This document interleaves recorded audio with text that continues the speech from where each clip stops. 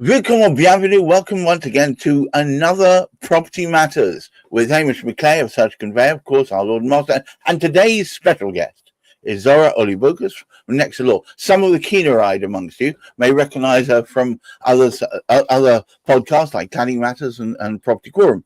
Shameless plug, Property Quorum's on Thursdays and at 10 o'clock, and on Fridays, Cladding Matters at 1. But today, we are talking about time and why is it takes so damn long to get from offer to ownership. It seems a bit nuts, but as is traditional, Hamish, would you start us off? Some of you will actually remember the name of sort of Roy Orbison. Yes. I don't remember whether it was actually Roy Orbison on his own or with the Travelling Wilburys. Again, it's an age thing, but he brought out a song called Mystery Girl, and one of the lines in it, which I remember, it's a mystery to me, and it's a mystery to many, many people, because we can see these signposts, don't we, outside, for sale, for sale, for sale, for sale. All of a sudden, that comes sold, subject to contract. Right. And then nothing happens. And it's a mystery as to where the heck all the energy goes to out of that poor old house that's sat there with subject to contract. Well, in answer to your question, that was by Roy Orbison by himself. Travelling Wilburys, excellent group as well. But Zara, why the hell does it take so damn long? It seems like we've got all the ducks in a row. Surely it should move apace. Well, things aren't as easy as they used to be. The conveyancer's job has been piled upon, not only with anti-money laundering rules. We've got to check people are who they say they are, and they're not somebody naughty pretending to be someone else, handing us fake documents. I mean, we're not trained forensic scientists, but we've got to find some way of checking people are who they say they are, so that people don't run off with other people's money or mortgage lenders' money. We've then got the rise of estate service charges in the last 25 years. So I personally, this is my personal opinion, we're dealing with the fallout from 20 to 25 years of the new build guys going, you must exchange within 28 days or else we're pulling the plug on you. And so people just go, I want my keys, we'll sign it, no problem. So they accept onerous things in the contract, like we can hand you a half-built property. Hang on, but this is bullying by another name. It is, but we've got no choice because the clients say, we don't care, we just want the keys. So this is all going under the radar because people say, that's fine. I had a client that basically had it written into a Help to Buy contract that if there's any cladding found on his building, he would pay for it. And I did say to him, you could be facing a bill of £40,000-50,000 later on down the line. He just went, I don't care, save me my 15 grand in stamp duty. And he put in a complaint because I'd advised him of this. So, this is what conveyancers face, is the lack of understanding from Joe Bloggs off the street as to the risk. Leasehold is very, very complicated. We're seeing more and more complex legal structures, not just with what I do with the shared ownership. We're talking about normal leaseholds. I've got an estate agent going, oh, you can buy the freehold for £10,000 and reduce your ground rent to zero. And I'm just like, this is not what the documentation says. And he's like, oh, but I've sold other properties on this basis. I said, well, it's not my fault that other solicitors don't understand or haven't explained to the buyer what they're getting into, because I can foresee this poor chap who's a first-time buyer having to deal with 2 different management companies, an agent involved in place of the management companies. So you've got a landlord, a right to manage company, and a separate management company, and it's trying to unpick who does what so people don't get charged unfairly. And this is the level of detail that a lot of conveyancers won't go into. It's a tick box. We've got this. Here you go. Client, read it. And of course, the client doesn't understand They just go, oh, okay, if you say it's okay, we'll sign it, and they move in, and then they find out that they suddenly end up with massive bills, or they're paying for something in the document. For example, I've got a chap who bought a flat. He's a ground floor flat. He's got his own entrance, but he's paying for communal entrance repairs and things like that. He's like, but I don't use it. Why should I have to pay? But, if that goes under the radar, under the first transaction, it will always stay under the radar, and there's nothing you can do to unfix it. If whoever set up the site, there's a lot of mistakes being done with site setups, especially with shared own. We've got chains. This is another issue, that we've got a client who's nearly ready with his sale. On his purchase, his seller was trying to sell the property as a 4-bedroom house. The 4th bedroom did not have planning and building regs. The client said, you sort it out. And they said, no. And so the client said, well, I'm not prepared to take the risk of the local authority coming along and saying, you've got to take it down because it's got no planning or building regs. So, that's fallen through. So how long is that his buyer going to wait for him to find another property for that transaction to go through? So that's why it's taken. We've got chains, we've got unacceptable clauses, and people seem to forget, you can't buy a house like you're buying a car off the internet. It's not the same thing. It's a no refunds policy. You have to be very, very careful. It's like going to a foreign marketplace, paying over the odds for a beautiful pashmina scarf, Right. get home and realise that it's actually fake. But there's no refunds. Do you see what I'm saying? I do, and one of the things that I won't say moaned at, but one of the things that you've got on your orange box about before now is how many people come to you for advice, but because of the pressure under, they go, no, I'll just take it anyway. And you're going, but haven't you seen this onerous thing? And haven't you seen that owner? And you go, no time. I'll just take anything. I mean, this happens all the time to you, doesn't it? It does. Absolutely does. I mean, I've got a client trying to remortgage, and trying to get me to breach a court order, and I've just had to put my foot down and say I'm not doing this. People just want what they want, and they expect you to do it regardless of what the legalities are. That's utterly ridiculous. And there's so much information involved that people, and I know people don't read anything. And you could tell the ones that do read it, because you get a little table back from them analysing your report, saying, what does this mean? What does that mean? Can you help me understand you would rather that, right? You'd rather they actually taking an interest, because half the people don't read more than one paragraph of anything.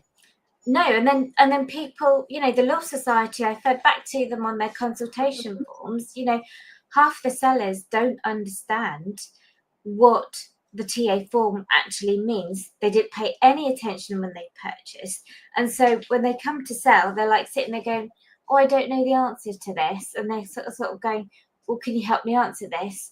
They get information wrong, like boundaries, and they don't understand the difference between guarantees and warranties. There's no explanation regarding the Japanese not read question, and then whoops, I've got people that are trying to sell me properties, and then I've got very good clients that actually pay attention, and so they're comparing the title plan, so they're going up to Google Earth and they're drawing a little outline of it and go, whoops, there's a piece of land missing. So these things need to be sorted out. They want that piece of land because they've got an idea for it, but a lot of times people don't tell you what they want to do with the property. I had one chap who bought a brand new property, moved in and proceeded to build one of those garden offices in his back garden. And unfortunately for him, he hadn't read any of my paperwork, which said no building in the back garden. And he'd bought it right next to the site office. So the developer was like, no, you've got to take that down. So he didn't even check. People don't read anything you give them. What I'm finding is that documentation reads pages and pages long, and there's not enough time for people to absorb and understand the information. There's only so much you can do to generalize it, but when it comes down to the nitty-gritty, people need to understand how it applies to them. So what do we do? Any thoughts on what would your suggestion be, other than saying to people, you've got to stop and you've got to read this, because within it could be the thing that either makes or breaks this whole thing? I mean, the obvious part would be to do your research before you go along and buy anything. Right. And it's somewhat came as a surprise when, you know, CQS were going along, well, you need to explain the difference between freehold and leasehold to people. You would have thought that people would know the difference, but they don't. They think it's, oh, just hand over the money and I'll live there happily ever after. And it doesn't always work out that way. And you've also got people that will hide information. Oh, yes. For example, if they've got nasty neighbours, they'll say, no, we've got no dispute. And then they, you know, people move in and find they've got a nasty neighbour. Right. So, Hamish, it appears to be that although there's a surfeit of information, people are unwilling to read the damn thing if it goes against their preconceived ideas of moving ahead.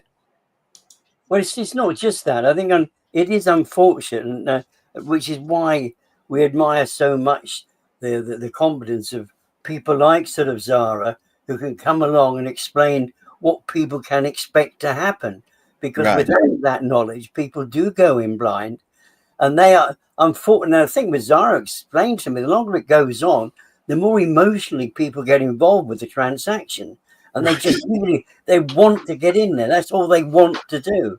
And that empowers them to sort of be running at it rather than taking a pause to see what they're running into. Right. And this is a big, big danger. And unfortunately, there is even some information, and this is why I really feel for the likes of Zara and Juliet, of course, who we have on sort of quite often too. And of course, there's Wendy trying to guide people, those first-time buyers, through all of this. There is information which isn't revealed. It's actually sort of hidden.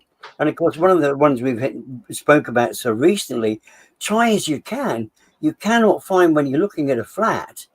If I'm carrying out a local authority search, which is what we do, it doesn't say anything about the cladding.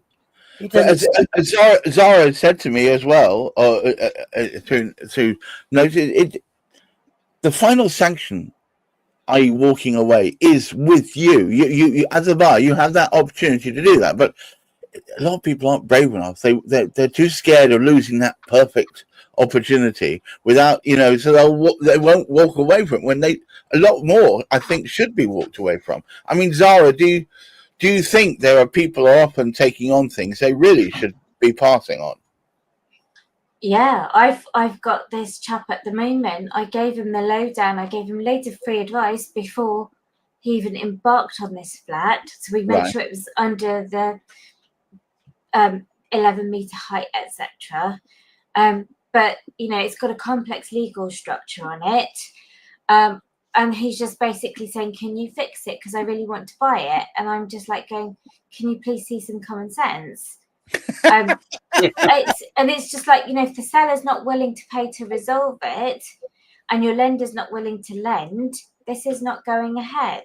So it's trying to explain to them that, you know, sometimes the decision is taken out of their hands. But the other thing I did want to mention, you would have all seen the BBC Panorama programme on conditional selling. Oh my God! Yes, I watched that with my wife.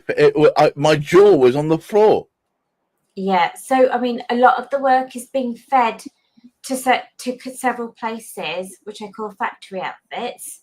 Yeah. So they're taking on more work than they can service efficiently. So that's also causing delays in the chain. I've got this one transaction which is very, very urgent because we're being bullied by the developer at the top of the chain to exchange, or else our seller's going to lose their property.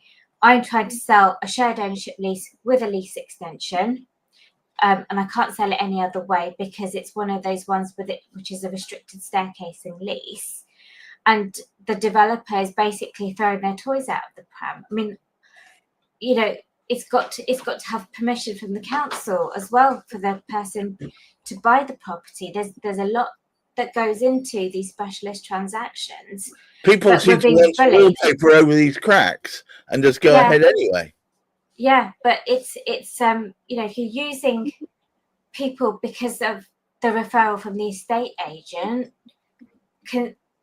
clients need to be asking what the agents are making out of it. They need to know where to look for that information in the Right. solicitor's documents, because a lot of, again, nobody's reading, or they just don't care. They pay X amount, but if you're charging a fee of, say, £1,000 and 400 of it goes to the estate agent, you can just imagine the quality of work or the quality of person that's going to be behind your screen Or lack of doing all quality. the work for you. Yes. But Hamish, did you manage to catch that Panorama program at all? Yes. Right. So the one thing that was shocking to me, and I was going to run this to you, Hamish, was the collusion between the provider of the finance and the estate agents. I mean, in open shop, as it were. They didn't even pretend to hide it. It was straight there. Do you know a sad thing? There were I looked at this because I heard everybody speaking about it. Right, of course. There were absolutely no surprises. What was quite interesting, my parental, if you like, the family home was in Abingdon, where in actual fact this particular one of the estate agents, the estate agent where we had the person went in and worked for the estate agent. I know Abingdon very, very well, because with the family having sort of lived there for about 40 years, you do get to know it. But it was absolutely no surprise whatsoever. In what I saw, I thought there was something else going to come out of it. Unlike when you actually look at, for example, the documentary on Grenfell, there was a lot of stuff which I didn't realise, and some in-depth stuff. Whereas, unfortunately, it's a sad aspect to admit it. I was aware, because they picked up this reputation in the 70s and the 80s, sadly, estate agents never actually fully recovered from it. But strangely, all the time, they still continue doing the same thing. Regulation isn't necessarily going to stop it either. No, because regulation without, if it was regulation with teeth, then I think it might stop it. Yes, but it will be hard to follow up. They can't get the regulations right for building properties right in the first place. If you listen to the experience that some of Zara's buyers have when they actually sort of buy a property which is brand new, and they expect to see everything hunky-dory, all up and running and everything, and it isn't. I mean, they're sort of half built. There's bits missing here and there and all the rest of it. So there's a big mixture. There's a big sort of pot there. There are ways of eradicating it, but what it is so important to get the right person to be carrying out the conveyancing work for you. That is absolutely critical in all of this. You need in fact, that's been a mantra of ours on a number of channels, is you build the team around you that you can trust to provide you with information that isn't always positive. You don't want people to say, yes, tick that box, off we go. You want them to be able to say, hang on a moment. I think people forget almost, don't they, Zara, why they have a solicitor. They think this is hard to tick the box, but it's not. It's to eliminate and create a transaction whereby there is no risk attached to that transaction moving through. You're there to save them long-term pain, right? Unfortunately, the public don't want to know until it's too late. And then you end up, with a situation with cladding matters, estate service charges, where there's no legal mechanism to challenge on freehold. Mind-blowing, really. Leasehold you can, but if you want to challenge, you end up having to pay for it. So is it easier just to pay them and get on with it, or do you spend the money trying to fight these people? And you're stuck in a catch-22 until you can offload the property. But you need a pretty sharp cookie to find out whether or not you're being handed something duff. And a lot of times, I see it all the time where people aren't being told they're signing up to be a blank checkbook for other people. And on that bombshell, I'm going to pass over to Hamish for some final words.